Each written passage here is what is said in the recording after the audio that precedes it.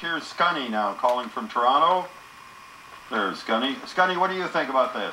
Well, I think we've got to realize that we're talking about two different things here. Are we talking about the roads in urban centers, or are we talking No, we're trying to talk about all kinds of roads, talking Okay. about roads in Toronto, but we're also talking about roads outside of Toronto. In Ontario. Well, let's narrow, for this point of this part, let's narrow it to the urban centers. All right. Because that's where most of the cyclists are, and because they're in a congested area, that's why cycling is such a positive step if we move towards more cycling.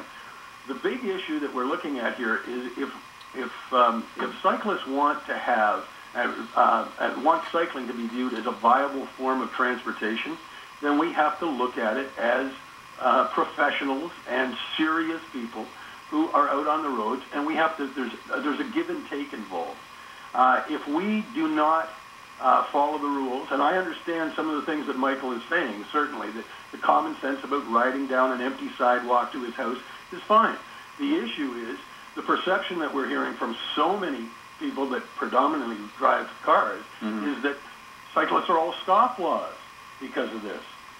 We can't allow that kind of a bias to color everybody. And I talk to cyclists all the time on the sidewalks, and say, look, you're giving us all a bad name. This is not positive. But the fact remains that when I was on the pedestrian committee when we raised the fines for riding on the sidewalk, but that was supposed to be in conjunction with a comprehensive network of bike lanes, improved bicycle infrastructure right across the city, and that hasn't happened.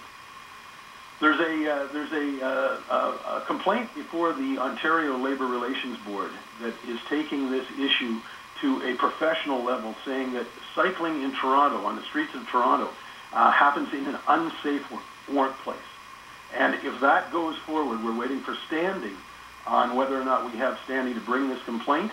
But all the City of Toronto employees that are forced to ride a bike as part of their daily routine and on their job, it's being argued that they're put in an unsafe workplace by the city, who has control of how that infrastructure is designed and policed. Okay, including police officers? Absolutely. Yeah, because you talk to the young police officers on the road and ask them what their view of the cycling infrastructure and how the relationship is set up to work with cars and bicycles.